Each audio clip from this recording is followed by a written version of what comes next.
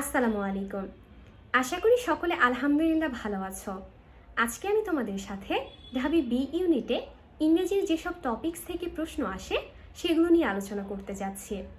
এখন তোমাদের মনে প্রশ্ন জাগতে পারে, আমরা তো সকল টপিকস সম্পর্কে আগের থেকেই জানি। অ্যাডমিশন রিলেটেড যে কোনো বইয়েই তো প্রত্যেকটা টপিকস খুব সুন্দরভাবে সাজিয়ে গুছিয়ে দেয়া থাকে, তাহলে নতুন করে এই ভিডিও দেখার মানে কি? আমি এখন যে কথাটি বলতে যাচ্ছি, যদিও সেটি আমি আগেও বলেছি, তবুও তোমাদের সুবিধার্থে আবারও বলতে যাচ্ছি। আচ্ছা, একটা কথা বলো তো, এমন একটা টপিক যেটা থেকে প্রায় প্রতি বছরই প্রশ্ন চলে আসে, আর আরেকটা টপিক যেটা থেকে সেরকম একটা প্রশ্ন আসে না বললেই চলে। এখন তোমরা কোন টপিকটাতে বেশি গুরুত্ব দেবে? অবশ্যই প্রথম টপিকটাতে। কিন্তু কিভাবে বুঝবে যে প্রথম টপিকটাতে বেশি গুরুত্ব দিতে হবে? অবশ্যই তোমাকে বিগত বছরগুলোর প্রশ্ন অ্যানালাইসিস করতে হবে এবং একটা প্রায়োরিটি লিস্ট সাজিয়ে নিতে হবে। আমি সেই প্রায়োরিটি লিস্টের কথাই বলতে যাচ্ছি। তো প্রথমে আছে পার্টস অফ স্পিচ। তো পার্টস অফ স্পিচের মধ্যে তোমরা noun, pronoun, adjective, verb, adverb এগুলো একটু বেশি ভালো করে পড়বে, তবে কোনো সাব টপিক্সই অবহেলার চোখে দেখবে না।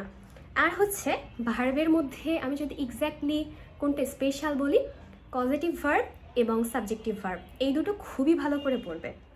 এরপর 2 নম্বরে আছে প্রিপোজিশন, 3 নম্বরে সিনোনিমস, সাবজেক্ট ভার্ব এগ্রিমেন্ট, 4 নম্বরে group verbs, 5 sentence correction, 6 completing sentences, 7 spelling, 8 narration, 9 idioms and phrases, 10 voice, 11 right form of verbs, 12 translation, 13 মধ্যে আমি কয়েকটা টপিকস রেখেছি, ডিগ্রি, আর্টিকেল, অ্যানালজি, মডিফায়ার এবং ডিটারমিনার।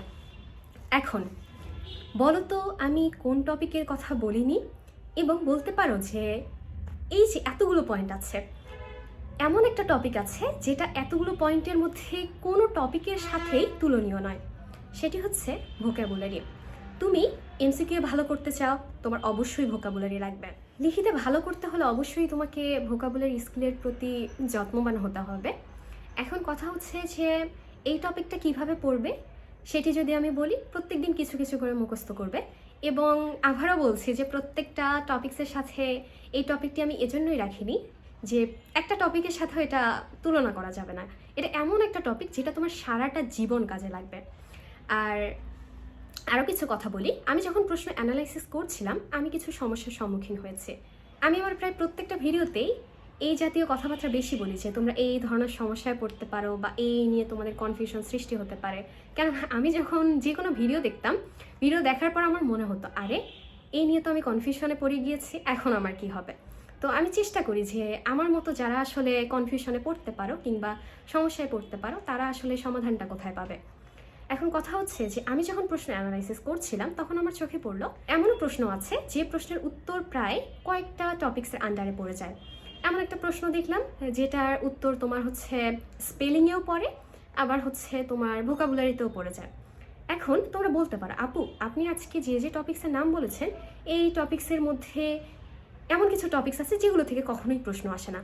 এখন তুমি চিন্তা করো, ধরো তুমি ডিপ থিঙ্কিং করনি, এখন তোমার মাথায় আসলো যে আমি যে প্রশ্নটার কথা বললাম ওইটা হচ্ছে ভোকাবুলারির অংশ, কিন্তু আসলে ওই প্রশ্নের উত্তরের বেশিরভাগ অংশ হচ্ছে দ্বিতীয় যে তোমার হচ্ছে টপিকটা আছে অর্থাৎ স্পেলিং, এটার অংশ। এখন তোমার মাথায় তো আসেনি। সো অনেক বেশি সাবধান থাকবে কখন কোন টপিক্স থেকে প্রশ্ন চলে আসবে এবং কখন কোন প্রশ্নের উত্তর কোন কোন টপিক্সে পড়ে যাবে, কয়টা টপিক্সে পড়ে যাবে তুমি কিন্তু এটা আসলে জানো না। আর আমি বাংলার কথা যদি বলি, ইংরেজির ক্ষেত্রে আমি আসলে এরকম দেখিনি, তবে এরকমও হতে পারে। কাল থেকে কিন্তু বাংলায় সেরকম একটা প্রশ্ন আসে না, কিন্তু হুটহাট আমাদের সময় চলে এসেছিল। সো এভাবে আসলে বলা যায় না যে এই টপিক্স থেকে কখনোই প্রশ্ন আসবে না। এজন্য সাবধান থেকেও প্রত্যেকটা টপিক্সই পড়ার চেষ্টা করো। তবে যদি এমন দেখা যায় যে তুমি সকল টপিক্স শেষ করতে পারছো না, তাহলে শেষের কিছু টপিক্স তুমি স্কিপ করতে পারো। তবে হ্যাঁ, নিজের সেরাটা দেবে। ইচ্ছা করে কোনো টপিকস অবহেলার সহিত দেখবে না, কেননা এমন একটা টপিক যেটা থেকে সেরকম একটা প্রশ্ন আসে না বললেই চলে।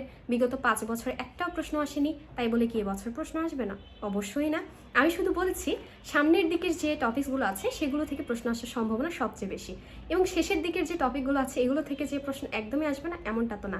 হুটহাট দেখা যাবে আমাদের সময় চলে এসেছিল, যেমন কাল থেকে তোমাদের সময় চলে আসলো, আবার পরের বছরের সময় চলে আসলো, মানে যে কোনো কিছু হতে পারে। আমি আশা করি বোঝাতে পেরেছি। তো এই জন্যই তোমরা চেষ্টা করো সকল টপিকস পড়ার। তবে প্রথমের দিকে যে সকল টপিকস আছে সেগুলো ভালো মতো পড়ো, শেষের দিকেরগুলো ভালো মতো পড়ো, কিন্তু প্র্যাকটিসটা বেশি বেশি করো। কেমন? শেষের দিকেরগুলো খুব ভালো মতো পড়লে প্রথমের দিকেরগুলো সেরকম ভালো মতো পড়লে না, এটা কিন্তু ভুলেও করা যাবে না।